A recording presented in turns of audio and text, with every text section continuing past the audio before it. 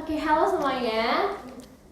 Kita ada di Nguping, ngobrol ilmu penting. Oke, kali ini perkenalan dulu dari aku, Novita Dea, yang bakal nemenin kalian bahas tentang proposal sponsorship sama narasumber yang bener-bener mungkin terbilang di UPN ini kelihatannya banyak banget bisnisnya gitu. Langsung aja deh, langsung aja ke Mas Raka Gani. Perkenalan boleh nih Mas. Oh ya, perkenalkan nama aku Raka Gani. Raka Gani Irsyadinar, biasa dipanggil Raka atau Gani. Ya tergantung aku di daerah mana. Oke. Jadi di sini kita lebih bahas tentang sponsorship sih Mas. Sebenarnya dari sponsorship sendiri, menurut Mas tuh apa sih sponsorship sendiri? Kalau sponsorship ya, ada ada dua pengertian sih. Salah satunya tuh aku dulu udah pernah dengar dari salah satu penulis namanya Meril siapa gitu kan. Intinya kalau sponsorship itu adalah bentuk investasi berupa uh, tunai maupun barter barang yang harapannya itu memiliki timbal balik untuk marketing sebuah perusahaan. Tapi kalau dari aku sendiri, aku memahami investasi itu adalah masuknya sumber dana kepada suatu organisasi, orang ataupun kepanitiaan guna mendukung marketing dari suatu perusahaan seperti itu. Kalau itu dari pengertian apa ya? Simpelnya yang aku tangkap ya dari sponsorship itu apa kayak gitu. Oke, Mas, menurut Mas sendiri nih, sponsorship tuh penting atau enggak? Apalagi kalau kita masa-masa pandemi kayak gini sih. Sponsor penting atau enggak itu tergantung dari kita bisa melihat bagaimana sejauh mana kemampuan kita. Jadi sponsorship itu bakal identik utamanya mungkin kayak Mbak Novita ya yang ngebuat acara event, atau biasanya kalau di dunia bisnis disebut investasi. Menurutku soalnya sama aja ya, investasi sama sponsorship, cuma beda konteksnya aja. Penting ketika misalnya kita memang mau mengadakan sebuah acaranya ini 100 juta nih, ada 100 juta tapi anggaran dari kampus itu sebatas 8 juta. Nah sisanya sejumlah 92 juta ini tidak mungkin kita capai dengan kayak misalnya ya jualan risol mayo 5.003, itu kan nggak mungkin kan. Promote kayak Iya, gitu ya promote Mas. kayak gitu kayak itu. Sedih banget Iya, ya itu sih. aku hindari banget lah Penuh-penuhin kayak gitu. sampah Instagram Iya Bang. benar. Dan kayak profit yang kita capai untuk mencapai 100 juta itu lama banget kan. Iya betul Nah, sih. ini penting buat kita mengcover 92 juta sisanya ini. Jadi kalau buat aku penting karena jujur bisa membantu beban dari mungkin panitia, mungkin dari personal atau sebuah organisasi kayak gitu. Mungkin prospeknya kalau misal kita mau ngadain suatu acara nih. Nah, tadi kan aku misal 100 juta ini mau event musik. Nah, gimana sih aku buat ngenyasar si sponsorship ini biar sesuai sama target yang kita capai, yang kita pengenin di event kita gitu. Oh ya, berarti target sponsor ya? Iya. Sebenarnya target sponsor ini banyak ya. Maksudnya sama lah seperti kalau di ilmu bisnis ya, di ilmu bisnis dasar-dasar ilmu bisnis tuh ada namanya segmenting, targeting, positioning, hal kayak gitu ya. Nah kalau untuk mencari sponsorship itu kalau dulu aku menerapkan segmenting sama targeting. Nah segmentingnya ini dicapai dari misalnya ya, aku ngebuat acara band ya misalnya. Biar anak-anak kuliah itu kan sering banget nih ngadain acara band ya. Suka banget sama musik. Iya, suka banget sama musik. Nah, oke, kita ada tagline satu namanya musik ya, label satu musik. Terus kita ada acara apa lagi? Nah, kita breakdown dulu. Acara kita tuh apa, temanya seperti apa, bakalan kemana, tujuannya kemana. Nah, dari situ kan kita udah dapat nih. Salah satunya itu buat bisnis proposal kan, kayak anggaran dana dan lain. Nah, dari sini kita baru nyari nih, kira-kira sponsor manakah yang cocok untuk acara kita. Jadi bukan asal perusahaan memang banyak, ada ratusan ribu jumlah perusahaan di Indonesia ya. Untuk tahun 2021 ini ratusan ribu. Nah, tapi tidak semua itu bakalan cocok di acara kita. kayak mungkin yang tadi kita sebelum ini udah ngobrol, Iya. misalnya ada nih acara tentang acara ngeband atau kompetisi band lah kita ya, buat kompetisi band. Tapi kita masukin datanya itu, misalnya ini aku sebut merek ya, Milna atau apa ya, Prenagen kayak gitu. Itu kan bener-bener gak masuk kan, maksudnya Iya. apa ya?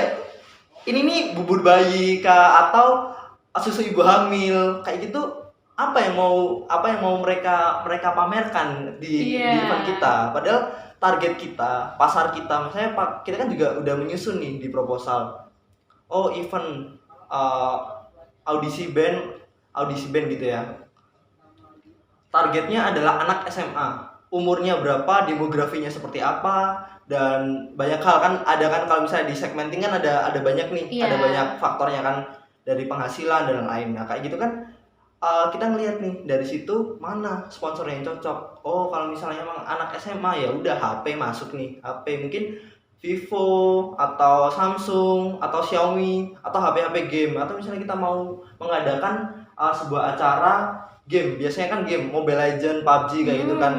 Nah tiba-tiba sponsornya adalah sponsor kayak Jarum, padahal Jarum ini sangat anti terhadap sponsor di game. Jadi dia lebih Jarum ini sponsornya di bagian olahraga atau building person kayak gitu. Kalau dari Jarum. Jadi kalau misalnya kita game ya kita bakal pasti masuknya Xiaomi, yang Oppo kayak gitu, yang mereka punya produk-produk game. Dan sekiranya ketika event itu dilaksanakan, dia bisa memasarkan bahwa oke, kalian nge-game PUBG dan lain-lain gini, kalian bisa dapat nih voucher buat ngebeli produk kami. Produk misalnya dari Black Shark kayak gitu. Jadi ada feedbacknya gitu. Nah, ada feedback kayak gitu. Jadi sebenarnya target mungkin buat menentukan ya, nanti setelah segmenting sudah berhasil, kita ngelihat misalnya backgroundnya misalnya, oh ada namanya Sampurna dia nge-sponsori apa, dia pernah nge-sponsori acara apa aja, oh nge-sponsori acara ini ada nih, kenapa kok dia mau nge-sponsori acara mereka semua, oh ternyata bandnya indie semua, ya itu masuk. Kalau kita bandnya dangdut, Sampurna masuk gak mau dia, kita masukin, maksudnya kita ngajuin ke Sampurna jelas gak mau, karena Sampurna masuknya jelas di bagian indie, di apa ya, lebih ke modern gitu, bukan di bagian dangdut. Terus misalnya black metal, jelas ada lagi, nggak mungkin black metal terus ininya rokoknya apa ya, jeruk atau apa, itu nggak mungkin, kan pasarnya juga beda, gitu ya, nggak masuk banget kayak gitu. Terus biasanya penentuan target juga, aku biasanya paling mudah adalah melihat 1 bulan ke belakang. 1 bulan ke belakang aku lihat event apa aja yang ada di Indonesia dan aku lihat sponsornya. Nah dari situ istilahnya ada namanya cocokologi. Cocokologi misalnya gini, oh ternyata banyak nih sponsor ini. Nah kita bisa ngebuat kayak tabel artis, misalnya artis siapa aja itu sponsornya apa. Nah kita ngebuat diagram banyak tuh loh. Oh ternyata misalnya Ardito, misalnya setiap ada Ardito Pramono, ternyata Sampurna ini selalu masuk. Oh aku ini mau manggil Ardito Pramono, berarti aku langsung aja masukin gitu Sampurna ya? Kayak gitu. Jadi track recordnya seperti itu. Sebenarnya nyari sponsorship itu ya sama seperti kita main trading atau investasi. Cuma kalau trading investasi, kita melihat background perusahaannya itu dari segi keuangan. Kalau di bagian sponsorship, kita melihat background sebuah perusahaan itu dari segi dia pernah nge-sponsor apa, istilahnya portofolio. Portofolio dia dalam hal sponsorship itu seperti apa. Jadi dari situ bisa menjadi bahan pertimbangan kita. Oh ternyata emang perusahaan ini sukanya itu cuma main di bagian hal yang sosial,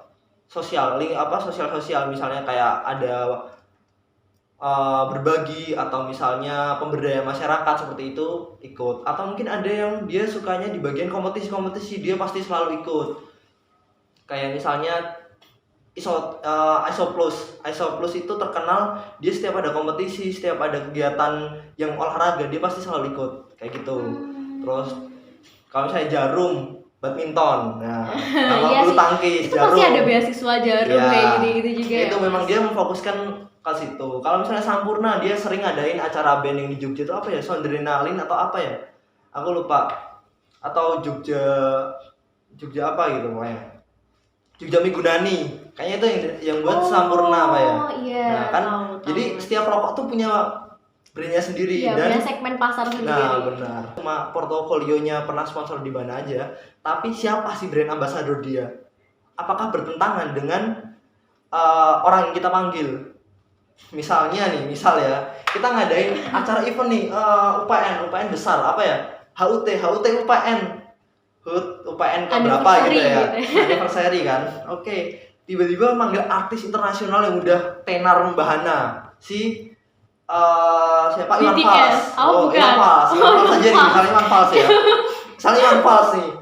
Iwan Fals. Terus wah, Iwan Fals kan kalau yang udah pernah aku setahu Iwan Fals itu di tahun 2017 di harga berapa ya? 150-an juta apa ya? Udah termasuk sama perlengkapannya dan lain. Nah, oke, kita kan wah ini dana kok besar banget nih kan. Oke, kita cari sponsor. Kita memutuskan cari sponsor apa ya? Oh, perusahaan yang besar misalnya. Kita ambil Pertamina, ambil terus misalnya Jogja aja, misalnya Ambarukmo, dia kan sponsor bisa jadi dia bakal tidur di Ambarukmo. Itu kan juga keuntungan gitu. Itu nanti kita bahas yang benefit ya, benefit untuk si sponsornya. Nah, terus kopi misalnya kopi. Nah, kopi ternyata kita masukin di kapal api. Nah, ini auto ditolak jelas. Ini maksudnya entah di kapal api atau mungkin kopi-kopi apa lagi ya, Good Day, itu jelas auto ditolak. Kenapa itu ditolak sih, Mas? Nah, kenapa ditolak? Karena Iwan Fals ini kan kita udah tahu ya di mana-mana Iwan Fals ini adalah brand ambassador dari Top Coffee. Oh iya ya. Nah, kalau di iklan tuh Top Coffee. Iya, Top Coffee kan dia. Ya, masa iya sih minumnya kapal api? Iya, bener banget. Saya bayangin ya, seorang brand ambassador Top Coffee kan pasti ya biasanya kalau seorang sponsor ada di acara dikasih nih minuman kayak kalau entah minuman atau wah ini aku lagi make nih baju dari misalnya Eiger. Wah, makasih ya Eiger. Nah, oke, mungkin dia bukan brand ambassador siapa saja ya. Yeah. Tapi bayangin Iwan Fals. Dia habis nyanyi kan minta kopi gitu kan. Minta kopi, set kopi datang pasti gelas ada gambar kapal apinya kan. Auto disorot kamera tuh set gitu kan. Waktu diminum ini kopi enak banget nih. Makasih ya. Dia kan bingung. Aku nyebutin Top Coffee tapi padahal kapal api. Tapi kalau aku nyebutin kapal api, Top Coffee-nya yang kontraknya gagal sama aku kan. Nah, jadi kayak kapal api pun juga kalau mau nge-sponsornya juga ngapain maksudnya? Lah dia udah terkenal brand ambassador terkenal Top Coffee kok kamu manggilnya kapal api ya kayak gitu. Udah bertentangan banget. Kayak tadi yang apa? Raisa. Karena Le Mineral ya. Kita manggil Raisa, tiba-tiba sponsornya itu Fit gitu, Aqua. Nah, Aqua ya kayak lah dia brand ambassadornya Le Mineral. Ya harusnya kita masukin ke Le Mineral juga kayak gitu ya. Ya tapi memang ada kemungkinan bakal diterima. Tapi kalau dari aku kurang etis aja. Maksudnya kurang etis lah, itu sangat-sangat tidak berhubungan gitu loh. Kalau emang ya udah kalau Raisa Le Mineral ya sponsornya Le Mineral aja kayak gitu. Nah, terus itu sih kalau apa ya? Bagian-bagian yang perlu maksudnya ketika kita menentukan targetnya. Salah satunya juga nanti budget dan lain. Kadang soalnya kita nentuin nih misalnya sponsor kita masang harga gold ya kan, gold, platinum, terus silver ya. Silver di harga 15 juta. Terus platinum 25, gold di harga 45. Tapi perusahaan yang kita sasar perusahaan-perusahaan lokal bukan multinasional, jelas chaos. Maksudnya jelas gak ada yang mau, terlalu besar gitu loh. Biasanya perusahaan lokal itu bakal masukin di harga 5 jutaan. Perusahaan multinasional kalau emang kita punya orang dalam bisa lah di harga 25. Soalnya aku ada kenalan bagian Pertamina dulu udah pernah masukin di bagian Pertamina itu. Dulu awal-awal dia sempat pernah ngasih 20 juta, tapi di mulai tahun 2018, 2019, 2020 dia cuma maksimal ngasih itu sebatas 10 juta. Tapi dia emang ngasih banner gede. Banner 8 kali 10. Oke, akan tadi nangkep nih tentang mix and match antara si target pasar yang kita mau sasar gitu kan Mas. Nah misalkan kalau kita mau masukin sponsorship, nah kita kan berarti harus punya apa ya, marketing yang lebih bagus daripada si misal ada event A, B, C, D untuk masukin ke sponsor tersebut gitu. Berarti kita tuh akan harus ada jiwa-jiwa yang lebih beda daripada dan lebih lebih kelihatan goalsnya si event ini tuh lebih masuk deh, lebih match deh daripada si event yang A, B yang masukin yang lebih dulu kayak gitu. Nah kalau menurut Mas Raka sendiri punya pengalaman nggak sih Mas untuk masukin ke sponsorship dengan marketing yang lebih beda daripada sebelumnya gitu? Oke. Jadi ini menarik banget ya. Ini benar. Ini penting dan masuk ke bahasan yang tadi ya, yang tadi ya setelah segmenting, targeting. Nah, ada baiknya karena mungkin kalau aku menganggap adalah sponsorship adalah bentuk marketing. Sponsorship adalah selalu bentuk marketing. Bagaimanapun bentuk sponsorship itu selalu marketing. Karena perusahaan mau masuk ke kita karena kita membantu marketing dia, bagaimanapun caranya. Jadi perlu dipahami untuk mungkin rekan-rekan di sana yang bakal mencari sponsor itu, kalau kalian mencari sponsor ya kalian harus menerapkan ke diri kalian bahwa kalian itu adalah seorang marketing. Nah, jadi gini, mix and match-nya ya. Ketika misalnya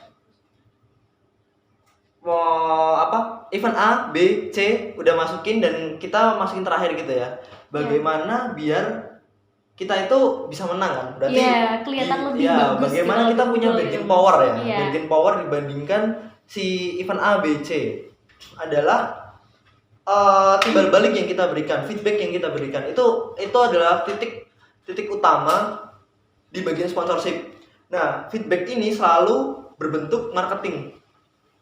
Misalnya ya, oke, dulu aku udah pernah eventnya bebarengan, kebetulan itu event sepeda. Dulu sepeda dari Magelang sampai pantai di Purworejo, sejauh 80 kilo. Banget itu, Mas. Nah, kebetulan juga ada event bersamaan itu dari Jogja ke Pacitan aku lupa. Ini udah lama, 2016 bulan Desember ya. Nah, dari situ ada ini event yang sama. Tapi kenapa akhirnya si waktu itu aku lupa merek sepeda United ya, ada ya? Iya, nah, United ini akhirnya menerima kita. Akhirnya memilih kita dibandingkan si B, si A. Padahal kita telat masukinnya. Dasarnya karena kita berani memberikan feedback, kita berani memberikan marketing yang melebihi dari pesaing. Salah satunya, pesaing itu cuma memasang banner. Oke, banner gede di start, banner gede di finish dan beberapa beberapa umbul-umbul. Jadi umbul-umbulnya tuh jumlahnya cuma belasan. Nah, sedangkan di event kami ini kita di start itu tuh mulai dari bendera, umbul-umbul, banner, terus habis itu ada boneka, terus ada waktu itu ada balon. Emang kita kerja sama waktu itu ada balon. Itu sama boneka juga, Mas. Iya, jadi balonnya bukan balon yang dipotong terbang ya, tapi balon yang udah pernah lihat belum balon-balon cat gitu loh, yang biasa ada di gedung-gedung tinggi, yang dia ditali ke bawah. Balonnya gede banget. Nah, jadi balon itu dipakai. Di bawahnya itu ada sekitar space 10 meter, dan itu untuk naruh sponsor. Dan itu United dia mau ngasih sponsor sejumlah 35 juta dalam bentuk 15 jutanya ini sepeda, sisanya uang, terus ditambah mobil. Karena kita menerima tawaran dia bahwa ketika dia masukin nama dia di balon itu hanya cuma dia, jadi United paling besar gitu ya. Nah, jadi itu kan kita istilahnya menspesialkan seorang sponsor. Dari situ kan, wah ini bagus nih. Dia pasti juga tanya, balon ini bakalan ditaruh di mana?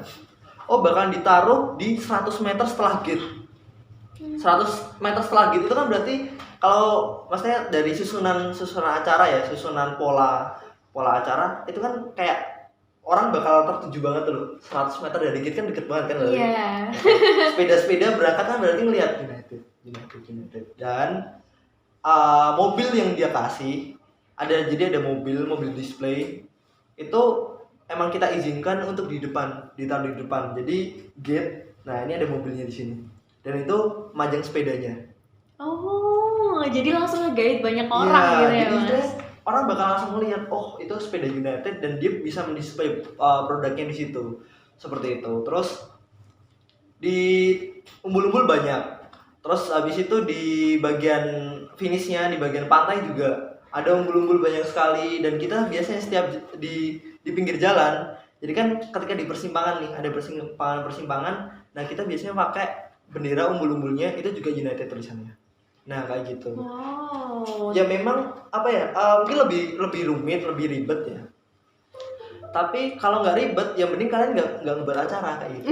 Kalau dulu, ya dulu mentor saya itu namanya Pak Atot. Ya kebetulan Pak Atot itu yang punya event organizer PT Aksi Total Media Tama. Dulu aku besar di situ, jadi mendapatlah sedikit insight tentang itu. Tentang ilmu. Ya, jadi itu salah satunya ya. Terus habis itu marketing mungkin ketika misalnya band. Ketika kita ngadain acara band, MC kita harus membriefing MC. Minta tolong MC ketika setelah selesai satu sesi, kalian harus mengisi dengan mengulang si sponsor kita, entah media partner atau si sponsor kita kayak gitu. Jadi misalnya, ini band udah selesai nih, misalnya band dari anak kuliahnya ya tadi, misalnya yang anniversary kan biasanya ada intro-intronya dulu, yang anak kuliah dulu kan. Misalnya si band ini udah selesai, terus nah si MC-nya disuruh, oke, terima kasih ya kepada sponsor kita dari Pertamina, terus dari ini disebutin semua gini, terus misalnya emang dia ada booth, kita bilang oke, booth Pertamina ada di sana. Kalau nggak misalnya minuman, kopi atau ya mungkin kopi Gude ya. Oke, misalnya ada di sini yang haus bisa ke booth Gude, ada di sebelah kanan panggung ya. Kita seperti menspesialkan mereka bagaimana audiens kita harus sadar keberadaan si sponsorship ini. Maka ketika dia sadar, kalau kita mengkonsepnya secara baik bahwa kita bisa mengkondisikan untuk menyadarkan si audiens bahwa produk-produk sponsor ada, itu sangat mudah karena utamanya yaitu kembali lagi bahwa sponsorship adalah marketing. Ya. Nah, gitu. Berarti kalau misalnya Mas, kan kalau kayak gitu kan tentang sebelum pandemi atau kita kan tiba-tiba ada gejolak pandemi nih Mas, terus tiba-tiba online, terus kita tuh mau masukin sponsor aja bingung mau harus kemana, terus tentang marketingnya kan kalau misal di offline gitu kan bisa dengan ada spanduk, terus ada umbul-umbul dan lain sebagainya kayak gitu. Terus kalau misal di online gitu selain di mungkin poster atau mungkin dengan background dan lain sebagainya, mungkin marketingnya seperti apa Mas? Untuk event online. Oke. Ini juga mungkin pertanyaan yang sulit ya buat aku ya, karena jujur aku udah pensiun dari dunia event organizer itu sekitar ketika aku masuk UPN 2018 ya. Tapi mungkin sedikit aku bisa lihat ya, polanya mungkin hampir sama. Utamanya adalah di bagian MC ya, jelas. MC akan menyebutkan sponsornya siapa saja dan lain. Terus di bagian pembelian tiket mungkin bisa pembelian tiket online kan biasanya online. Ketika dia dapat tiket, mungkin dia bisa mendapatkan ada di situ ada sponsorshipnya siapa aja kayak gitu. Nggak perlu semua sponsorship, tergantung bagaimana kalian membuat proposalnya. Misal kok gold bakal ada di tiket, ya udah berarti yang beli gold aja yang bakal ada di tiket. Kalau si silver nggak dapat ya udah nggak apa-apa. Jadi biar nggak penuh gitu kan, isinya mas satu tiket sih sponsor semua. Iya, biasanya tergantung ini sih Mas, prosedur dari si proposal sendiri gitu kan, buatnya seperti apa gitu. Nah, terus yang kedua ya, itu misalnya enak lagi biasanya tuh yang aku lihat ya, event-event online ini sponsornya itu kayak Shopee, Bukalapak, terus Tokopedia. mereka tuh kayaknya lagi berjaya nih di masa pandemi kan, ya kan? Karena Di TV iya, loh Mas. Banyak ini banget. kayaknya mereka ini lagi berjaya. Terus kayak ruang guru, orang apa hal-hal yang memanfaatkan internet sebagai sebagai teknologi sebagai usaha mereka ini lagi berjaya kan di masa pandemi. Nah, bisa dengan kayak gitu. Caranya seperti apa? So, ini dengan catatan nggak cuma produk itu ya, mungkin bisa orang-orang yang punya toko online atau hal-hal apapun yang berbau online. Misalnya si Shopee sponsori kita, ya udah nanti kita bisa ngasih, kan mereka juga ada nih promo gratis ongkir atau potongan. Nah, kita bisa minta nanti kalau misalnya Bapak Shopee menjadi sponsor kita, Bapak bisa memberikan voucher itu di bagian kupon tiket konser ini. Jadi nanti tiket konsernya ada lampirannya lagi. Nah, lampirannya itu berupa vouchernya. Jadi kan orang ketika beli tiket langsung nih dapat, berarti istilahnya marketingnya langsung direct. Jadi kan ada indirect sama direct. Nah, kalau voucher ini langsung disampaikan, berarti kan langsung direct nih. Aku misalnya ngeliat, aku dapat voucher nih, ongkir 20.000. Nah, secara tidak langsung pasti aku bakal membuka Shopee kan. Mungkin aku emang udah ada niatan membeli Shopee tapi lagi hold, atau aku belum ada tapi sekedar ngeliat. Itu kan udah bagus nih buat mereka. Terus misalnya apa sih yang biasanya ada online tuh? Erigo apa ya? Apa yang mungkin brand-brand lokal kayak gitu ya. Brand lokal. Ya udah misalnya dia cuma ada di Instagram, ya udah enggak apa-apa. Tapi dengan catatan ketika kita seorang konsumen tiket konser ini dapat tiketnya, langsung dapat potongan 100.000 di Eiger. Ya udah, dia kan pasti langsung bakal membelanjakannya kayak gitu. Jadi hal-hal kayak gitu sih sebenarnya. Jadi sebenarnya banyak banget celah yang bisa dimanfaatkan untuk kita tuh punya bargaining power kepada pihak sponsor. Tapi ini tergantung eventnya seperti apa. Jadi misalnya emang kalian mengadakan sebuah event, ya gimana caranya tim kalian ini benar-benar harus menemukan mana sih celah yang kira-kira ini punya bargaining power paling bagus. Kadang hal kecil yang mungkin sepele itu bisa menjadi hal besar ketika kita memanfaatkan secara bagus. Ya, gitu. Salah satunya umbul-umbul itu kan murah. Tapi berapaan sih Mas itu? Umbul-umbul itu biasanya di harga 40.000, 60.000 yang panjang itu kan, dibandingkan banner besar kan itu mahal sampai banget. Ratusan ya maksudnya. Iya, sampai jutaan itu bisa kan. Nah, kalau umbul-umbul kan murah dia, cuma kain lamongan gitu, tahu kan, kayak gitu. Kain soto itu. Dikasih itu banyak aja.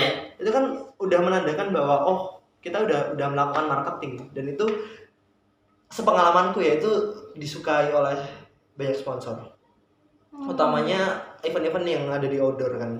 Dibandingkan cuma pakai banner cuma beberapa, mending umbul-umbul semua. Iya, lebih bagus nggak sih Mas? Iya, dan kayak meriah nih. Eventnya meriah kan, umbul-umbul di mana-mana kayak gitu. Kayak 17-an ya iya, sih. Iya, 17-an. Tapi nggak merah putih juga.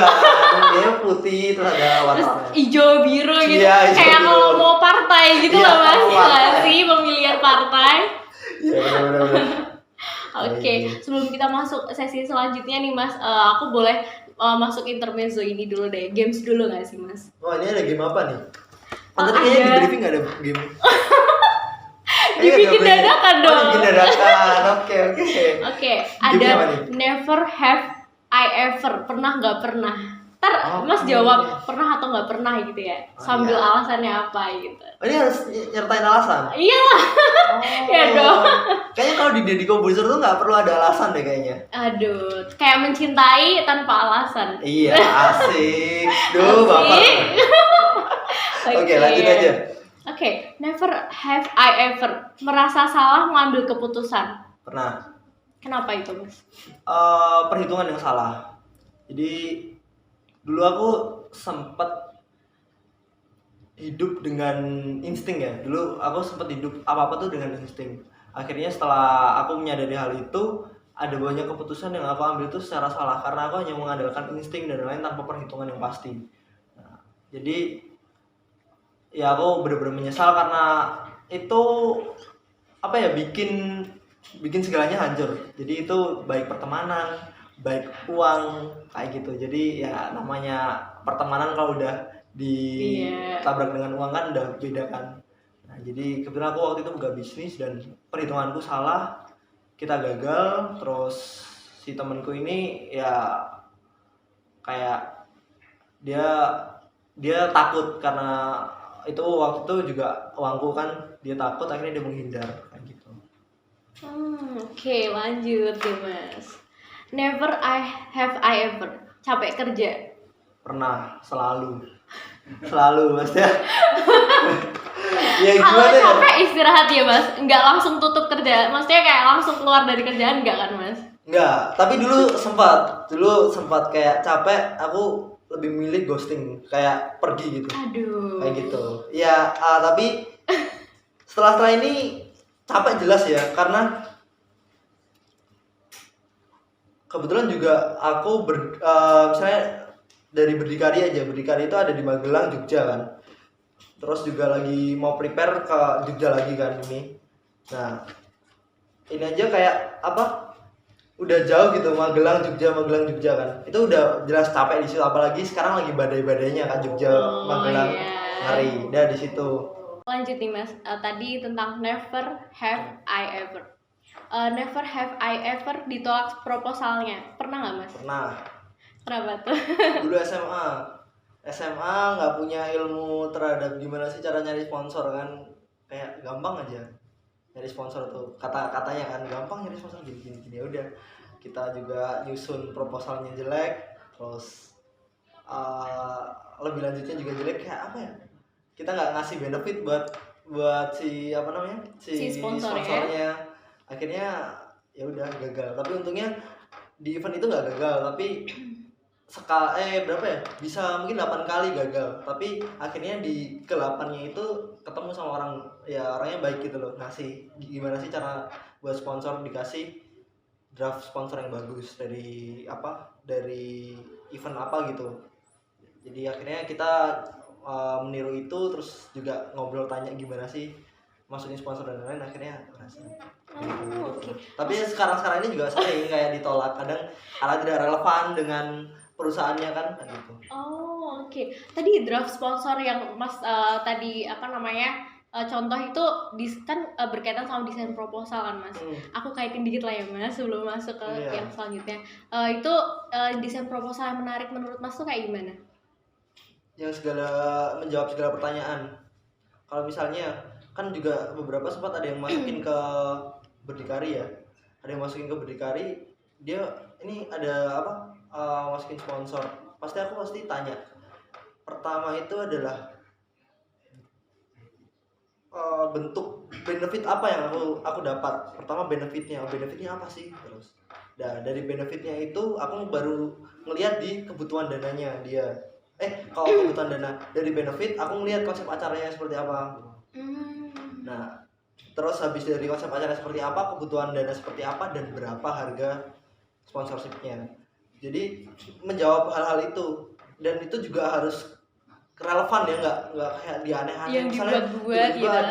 ada misalnya transportasi 20 juta, kayak transportasi apa gitu, nggak relevan kan. Kita juga kadang mikir tuh. Terus kalau buat aku ya, buat Berdikari mungkin karena kita juga belum sebesar itu, jadi aku lebih memfokuskan benefitnya sih. Benefit apa yang bisa dikasih ke Berdikari, misalnya kalau kita mau jadi sponsor, kamu mau masang logo Berdikari itu di mana aja, dan pengucapan nama Berdikari itu di mana, kapan aja, di mana aja, dan sesering apa kayak gitu. Jadi ada breakdownnya di situ seperti apa. Nah itu yang menarik dari situ. Oke. Dari kaitan yang tadi Berdikari, terus Mas pengalaman tentang dunia usaha dan lain sebagainya, boleh nggak nih Mas kita kulik-kulik dikit-dikit lah tentang pengalaman tentang dunia usahanya Mas, kehidupannya Mas gitu. Terus tentang percintaan juga boleh sih Mas. Jangan sih kalau percintaan itu private. Dari permulaan dulu deh. Sebelum masuk udah punya usaha sebesar ini, itu permulaannya kayak gimana Mas? Dulu permulaan sebenarnya awalnya itu dulu SMA udah pernah cuma buka persewaan alat-alat outdoor, tapi nggak itu istilahnya cuma dari hobi aku jadi usaha. Dulu aku hobi naik gunung, beli tenda, sukanya beli tenda, beli kamera action cam dan lain. Akhirnya aku buka persewaan, tapi nggak berjalan lama. Setelah lulus SMA udah gagal. Nah, mulainya itu dimulai dari dulu aku lulus SMA tahun 2016. Aku masuk direkrut sama sebuah PT perusahaan namanya PT Aksi Total Media Tama, itu milik dari Pak Atot, buat jadi salah satu tim di bagian IO-nya. Nah, hal besar yang pertama kali aku lakuin itu di bulan Agustus adalah Pesta Rakyat Jawa Tengah dulu. Pesta Rakyat Jawa Tengah itu event pertama yang menurutku spektakuler banget buat orang yang baru lulus SMA dan udah megang. Waktu itu aku di bagian core kompetisi, jadi ada lomba-lomba gitu. Jadi kayak piala wali kota, piala gubernur juga ada waktu itu, soalnya dihadiri Pak Ganjar juga. Itu ngelan anggaran sekitar 12 miliar apa ya buat ngadain acara ya. Soalnya karena emang kayak di hari terakhirnya aja ada Judika sama aku lupa siapa gitu, pokoknya ada salah satu artis juga. Jadi itu acaranya 3 hari, ada pawai kayak gitu. Terus di itu nggak kuliah tuh. Di tahun 2016 sempat kuliah tapi cuma bentar, akhirnya keluar. Terus 2017 aku akhirnya memutuskan untuk membuka sebuah kedai milsek lucu-lucuan gitu lah. Apa namanya, Mas? Wilbar dulu namanya. Wilbar itu diambil dari kata wilayah Barito. Nah kebetulan Barito. ya Barito ini nama jalan Barito 2. Nah kebetulan Wilbar ini sekarang yang jadi tempatnya si Berdikari Coffee. Jadi kita sama, cuma aku geser dikit aja, itu sama-sama di rumah. Nah itu bulan Februari aku buka Wilbar. Bulan Maretnya aku buka Seblak Belum, cabang pertama aku. Seblak Belum di Magelang, kebetulan cuma di atasnya Wilbar. Jadi aku memanfaatkan rumah dari nenek di Jalan Barito itu. Terus akhirnya aku di tahun 2000 berapa ya? 2017 ya. 2017 bulan Juni aku nyoba daftar lagi kan kuliah, akhirnya diterima di psikologi UNES di Semarang. Terus di situ awalnya sih ya aja sih, kayak ya udah 2 tahun itu aku memutuskan keluar tuh karena ngikut keinginan dari orang tua aja. Sebenarnya kalau dari aku emang basic dari SMA pengennya di bisnis gitu. Nah akhirnya aku sempat bergabung sama komunitas UMKM di bagian Semarang di di UNES itu. Jadi bakul ojek lah istilahnya, bakul ojek, semua pedagang-pedagang bapak-bapak gitu. Aku coba ngobrol. Aku dulu pengen sih sebenarnya mendengar keluh kesah mereka tuh apa gitu kan. Nah terus ternyata malah aku dapat sebuah rekan importir Thai tea. Nah importir Thai tea ini dia kayak membutuhkan dana dan aku berani masuk gitu. Awalnya aku cuma pengen jualan bungkusan Thai tea gitu doang, tapi ternyata disaranin adalah karena di Magelang belum ada waktu itu, disuruh udah buka aja. Dimanfaatin gitu ya. Iya, dimanfaatkan peluang ya, itu ada peluang kita ambil. Iya. Gitu. Nah akhirnya di bulan November tanggal 4 2017 aku membuka cabang pertama Thai Tea Chokoma. Chokoma ini diambil dari bahasa Afrika, aku lupa bahasa negara mana, enak artinya Chokoma. Nah, jadi Thai Tea Chokoma, dan itu aku mengeklaim Thai Tea pertama di Magelang. Wah, Iya, jadi Thai Tea pertama di Magelang. Akhirnya terus tanggal 27 apa 28 ya, aku lupa, 27 apa 28 November aku ngebuka cabang kedua Thai Tea Chokoma, masih di Kota Magelang.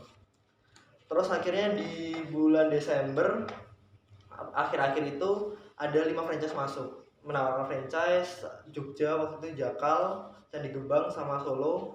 Terus habis itu di bulan Januari sampai Maret itu ada total pokoknya udah ada 17 cabang. Banyak banget ya, Mas. Ya, di situ ada 17 cabang. Terus ya beberapa masih yang berlanjut ya, tapi yang berlanjut cuma untuk saat ini Seblak aja. Karena di bagian yang Thai tea itu kebetulan aku stop bulan kemarin. Karena aku memang lagi fokus di Berdikari, karena emang Berdikari juga mau buka cabang baru, jadi aku pengen ngefokusin aja di Berdikarinya gitu. Terus habis itu udah berjalan seperti biasa, aku berbisnis dan lain. Nah akhirnya aku menemukan nih jadi diriku kayak ya, emang aku harusnya di bisnis ya, kayaknya nggak pas lah jadi psikologi ngobrol sama orang. Masalahnya aku bukan orang yang suka ngobrol basa-basi loh. Jadi kalau mungkin Ucup juga tahu, kalau aku ngajak ngobrol aku tuh pasti nggak bisa basa-basi gitu. Kalau basa-basi aku kadang biasanya menghindar kayak gitu. Terus akhirnya makanya nggak pas nih, karena psikologi kan harus ngobrol kan. Akhirnya 1 minggu sebelum uas psikologi, aku memutuskan buat keluar. Tapi itu pertama dapat pertentangan dari orang tua. Jadi aku waktu itu durhaka sama orang tua, aku kabur dari rumah 1 bulan. Dan aku mengancam. Dicariin ya Mas itu? Iya, dicariin. Dan aku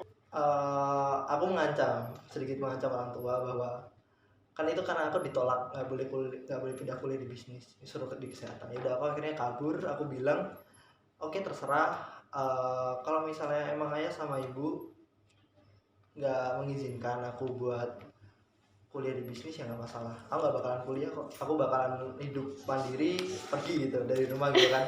Toh yang bakalan malu kalian berdua, karena kalian berdua adalah PNS tapi anaknya malah nggak kuliah. Aku dulu ngancamnya kayak gitu. Akhirnya pertama kekeh-kekehan kan selama 1 bulan. Akhirnya tiba-tiba ditelepon, ya udah pulang, mau kuliah di mana, ayah sama ibu dukung gitu. Akhirnya itu karena udah mepet, udah SBM aku nggak ikut dan nggak ikut, yang terbuka UPN waktu itu UM ya terakhir, iya, gitu, ujian ya, mandiri. Karena aku masukin aja, emang dari dulu pengen administrasi bisnis kan. Pilihan pertama aku tuh administrasi bisnis, manajemen, ilkom. Udah.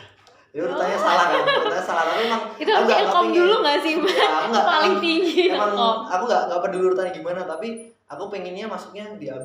Jadi ya udah, aku AB paling atas. Terus udah akhirnya diterima. Terus aku nggak punya dulu seblak pun udah aku serahin, jadi aku ada orang kepercayaan buat jaga. Dan itu waktu aku kuliah ini alhamdulillah juga dicoba. Aku udah pas aku masuk UPN itu aku ngebuka cabang ke-7 di Kalinegoro dulu, cabang ke-7 di Kalinegoro. Nah setelah aku kuliah ya udah berjalan seperti biasa, karena udah ada orang kepercayaan juga yang ngurus seblak kan. Akhirnya dia bingung kan dulu, akhirnya aku ikut organisasi keluar dari zona nyamannya ya, bisnis. tahun 2019 berarti 2019 tuh padatnya. Di bulan April itu aku kepilih jadi ketua panitia angkringan party AB. Terus habis itu di tanggal 8 Mei aku kepilih jadi ketua PPRM, panitia pemilu raya mahasiswa. Waktu itu yang nyalon jadi Presma itu Bang Advin. Terus habis itu di tanggal 11 Mei yaitu berdekatan dan padat. Kahimku ngajuin aku jadi koordinator wilayah 3 Ikatan Mahasiswa Administrasi Bisnis Indonesia. Jadi kalau di AB itu ada ikatan se-Indonesianya namanya IMABI, dan aku diajuin buat jadi koordinator wilayah 3 gitu. Terus udah berjalan, terus akhirnya masuk ke semester baru. Dan nih berjalan udah nggak ada, tetap nggak ada kegiatan, karena nggak tahu, aku tidak punya hal yang ini kemauan di organisasi sebenarnya kan. Terus akhirnya dapat tawaran dari Bang Dimas buat jadi tim sesnya waktu itu di bulan November itu akhirnya aku ngebantu Bang Dimas sampai bulan Desember. Dia udah akhirnya alhamdulillah kok ya jadi gitu loh. Nah akhirnya di bulan Januari aku ketemu nih sama temanku Tiko, namanya Santiko Aswianto sama Farhan Rizky Muhammad. Tiko itu administrasi bisnis Unpad tahun 2016. Farhan Rizky Muhammad ini dia ilmu komunikasi Undip 2016. Jadi dulu dia tuh kalau Tiko itu tuh yang jadi partnerku waktu aku ngebuka persewaan pertama kali, itu Tiko. Oh, yang alat camping tadi. Iya, terus aku akhirnya bilang ke Tiko, aku punya tempat, aku punya modal, aku pengen buka kedai kopi. Terus akhirnya kita bertiga ngumpulin, backgroundnya beda-beda. Tiko backgroundnya punya kopi, aku backgroundnya ya di operasional, Farhan ini backgroundnya di marketing. Jadi udah kayak ya udah porsi lengkap banget buat buka bisnis kan. Ya udah kita berjalan, akhirnya kita ngebangun bareng-bareng di tanggal 4 Maret kita buka. Alhamdulillah berdikari buka, udah kita buka, terus kebetulan di bulan Juni apa ya, ditawari ada salah satu investor masuk, dia minta dibuatkan marketing agency di Magelang dengan dana waktu itu 40 juta apa ya, 40 juta. Terus aku ngebuat konsep seperti apa, awalnya mau dibuat CV atau PT, tapi sampai sekarang masih terkendala karena beberapa ada orang-orangnya, karena biasa kan pemberkasan di Indonesia tuh sulit gitu, rumit. Akhirnya masih gagal, tapi ini lagi diajukan untuk menjadi CV. Jadi ada kebetulan itu ada 2 orang yang menjadi investor, terus namanya Baswara Cipta Abisatya. Nah, jadi apa ya, kalau marketingnya namanya Baswara Agency kayak gitu. Nah terus di bulan Agustus hal baik juga datang, ada namanya Mas Arel sama Mas Gibor, dia seorang akpol, anggota bukan anggota sih, dia baru pendidikan ya, menempuh pendidikan di akpol. Dia nawarin bahwa dia minta aku pengen dibuatkan kedai kopi di Jogja, pakai nama Berdikari nggak masalah, mintakan tolong buatkan segala rancangan dananya, konsepnya bakalan seperti apa, terus ROI-nya gimana, return of investment-nya berapa, dan lain kayak gitu. Akhirnya aku sama Tiko ngebentuk, kita ngekonsep bareng dan lain. Nah akhirnya ternyata ACC akhirnya DP masuk, aku nyari tanah dan akhirnya dapat tanah kebetulan di belakang UPN persis ini. Mulailah pembangunan di bulan September awal. Dan alhamdulillahnya juga di bulan September awal Berdikari Magelang ada peningkatan ke lantai 3, tapi memang waktu mangkrak, ini lagi mangkrak. Jadi kita yang Berdikari Magelang kan cuma di bagian parkiran mobil gitu istilahnya, sama teras. Ini aku buat ke lantai 3. Nah, jadi tapi belum sampai sekarang belum selesai. Alhamdulillah itu. Terus akhirnya alhamdulillah setelah 3 bulan pembangunan di bulan Desember tanggal 25 apa ya, itu Berdikari Jogja buka. Dan kabar baik lagi di bulan Januari ditawari bahwa salah seorang investor habis membeli ruko di Kredokan, dan dia menawarkan buat dibuat Berdikari, tapi untuk kelasnya tuh kelas pejabat gitu. Jadi emang high class banget. Nah kayak gitu. Jadi dengan konsepnya tuh kayak mungkin ya konsep fancy gitu lah. Ya kayak gitu. Elegan gitu. Seperti itu tapi masih sekedar konsep. Kita lagi bahas sama emang udah ada tim arsiteknya. Jadi kita lagi bahas gimana sih yang bagus, dan kita lagi mensurvei gimana minat di kayak yang tadi di sini awal-awal segmenting, terus habis itu positioning, targeting. Nah, kita lagi membahas itu, siapa sih segmen kita, nanti kita baru wujudkan di dalam bentuk konsep sebuah kedai kopi kayak gitu. Dan akhirnya sampai sekarang. Kalau sekarang sih aku kemarin kebetulan lagi ya, niat itu aku pengen banget mau ngebantu UMKM kan kemarin kalau tahu ada sertifikasi yang dari UPN itu loh kan, ya LSM kan? Gitu kan Mas. Iya, ada sertifikasi itu. Aku daftar tuh di bagian konsultan pendamping UMKM, tapi ternyata tidak lolos. Terus kan aku tanya kenapa, maksudnya ya dengan sedikit sombong ya, maksudnya dengan sedikit sombong udah banyak usaha nih ya, aku menunjukkan bahwa backgroundku, portofolioku bisa dibilang ya udah mumpuni gitu kan. Maksudnya dibandingkan teman-teman yang lain pun aku sudah bisa berani gitu loh, kayak mereka nggak punya bisnis, mereka nggak punya ini, tapi aku udah punya gitu loh. Terus ternyata tolak ukurnya dalam sertifikasi itu adalah nilai.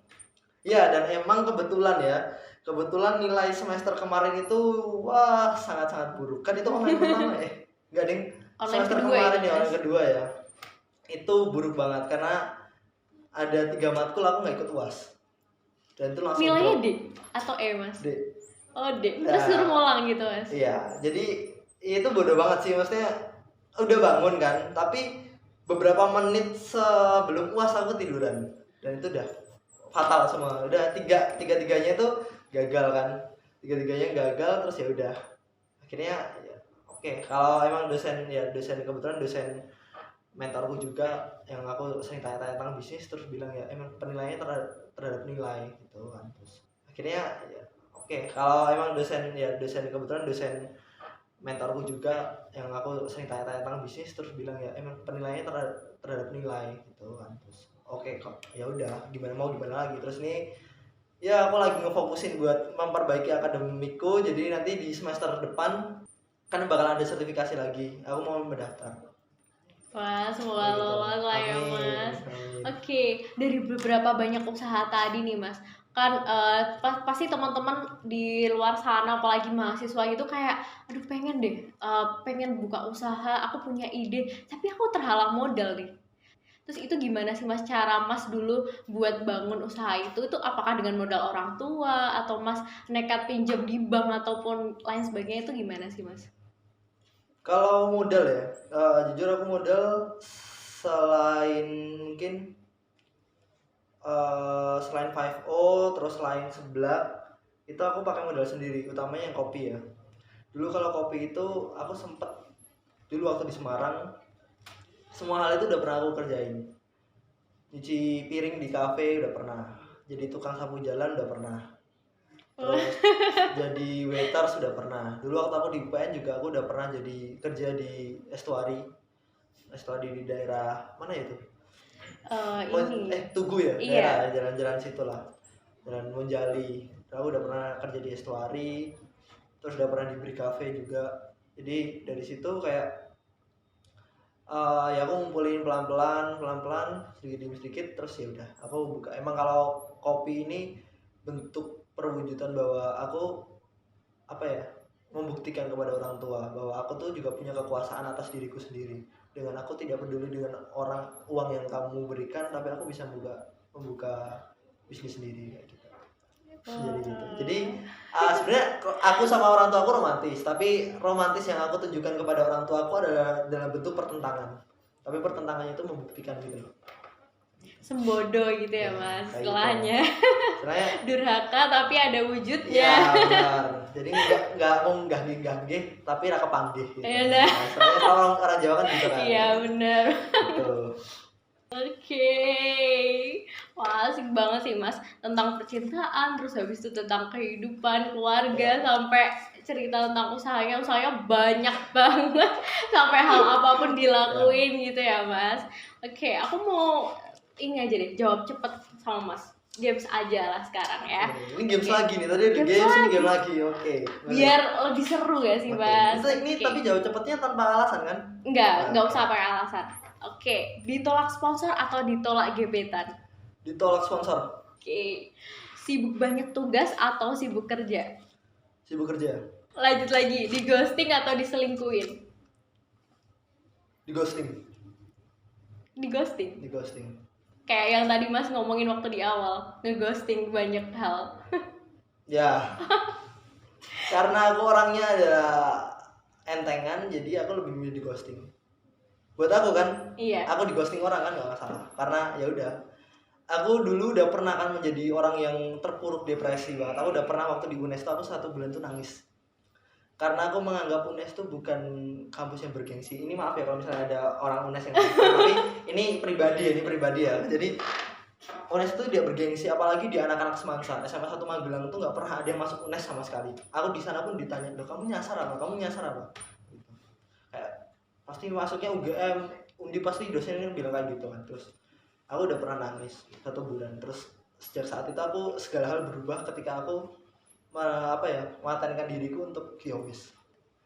Dan itu kayak segala hal menjadi mudah hidupku. Jadi kayak misalnya nih, HP ku pecah terus yowis. Oke, lanjut satu lagi nih Mas. Sibuk banyak tugas atau sibuk kerja? Udah ya Mas? Udah ya. udah. Oh, ngejar deadline tugas atau ngejar sponsor? Ngejar sponsor. Kenapa itu? Kalau ngejar deadline tugas ya, biasanya itu aku kalau ngerjain tugas itu hamin 4 jam, hamin berapa jam gitulah, itu kelar. Jadi toh kalau misalnya enggak, aku biasanya minta tolong ke temen, atau biasanya kayak ngechat cuk, terus contekan. Nah, contekan tugas udah kan dapat contekan tugas Word kan, diganti nama udah selesai. Iya. Jadi kayak ya menurutku tugas-tugasku sekarang nggak ada yang perlu dikhawatirkan sih menurutku loh. Dan masih beberapa aku minta bantuan temanku masih bisa. Tapi kalau mungkin kalau sponsor ya itu ya kayak tadi, karena ini ada deadline-nya kan. Kita ngadain acara, misalnya acara 2 minggu lagi kita harus dapat uang ya. Aku lebih ngejar sponsornya. Oke. Mungkin udah semua nih Mas. Udah tentang pengalaman hidup, terus usaha, tentang sponsorship, ilmu banyak banget dari Mas Raka sendiri yang diperoleh dari buat kita pribadi, mulai dari percintaan, terus habis itu mulai dari keluarga, terus kayak kita tuh bener-bener harus buktiin nih ke dunia kalau emang kita tuh bisa gitu loh, Mas. Benar banget. Oke, dari Mas Raka sendiri, closing statement dari Mas Raka sendiri. Kalau closing statement dari aku ya ada 2. Yang pertama adalah ketika kalian mau memulai suatu hal, buatlah tim, jangan pernah sendiri. Karena ketika kalian sendiri banyak hal yang tidak bisa kalian cover gitu. Terus yang kedua adalah ketika kalian di hadapan peluang tapi kalian belum bisa atau kalian belum mampu saat itu, ambillah dulu. Seriusan, kalian harus mengambil peluang itu. Untuk masalah kedepannya, ya kalian bisa belajar sambil jalan. Yang penting adalah peluang, karena peluang itu tidak datang 2 kali. Kalian ambil dulu dan kalian pelajari bagaimana untuk memanfaatkan peluang itu. Oke, kesimpulan podcast kali ini dari sponsorship sendiri itu berarti kita harus tahu segmen pasar, terus habis itu kita harus tahu cara marketing, terus cara gimana sih tahu si sponsorship ini sesuai apa enggak sama event kita sendiri, itu dari desain, terus segi keuangan dari event yang kita butuhin itu berapa dan lain sebagainya gitu. Oke, terima kasih banyak ya Mas Raka. Ya, sama-sama. Saya juga terima kasih kepada Mbak Novita sama rekan-rekan sekalian yang udah mengundang saya datang di sini. Ntar kita kapan-kapan ke Berdikari ya Mas? Oke, boleh. Gratis banget. boleh nggak Mas? Aduh.